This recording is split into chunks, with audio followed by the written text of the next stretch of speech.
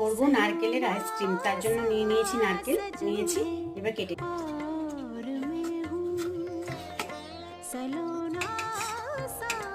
এবার দিয়ে দেবো চিনি। অল্প মতো দুধ আমি সাইডে তুলে রেখেছিলাম, তার মধ্যে এবার 2 চামচ কর্নফ্লাওয়ার মিশিয়ে নেব। এবার কর্নফ্লাওয়ারটা দিয়ে দেবো। মিক্সিতে নারকেলগুলো দিয়ে দেবো। দুধের মিশ্রণটা মিক্সিতে গ্রাইন্ড করে নেব। দেবো 2 চামচ আমুল দুধ। দুধের মিশ্রণের মধ্যে নারকেলের মিশ্রণটা দিয়ে গ্রাইন্ড করা হয়ে গেছে, করে দেবো মিশ্রণটা।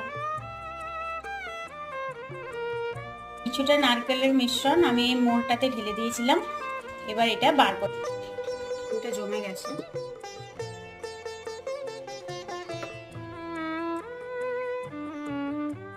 নারকেলের আইসক্রিমটা নারকেলের খোলে খুব সুন্দরভাবে সাজিয়ে নিয়েছি। আপনারাও এভাবে বাড়িতে বানাবেন। সাবস্ক্রাইব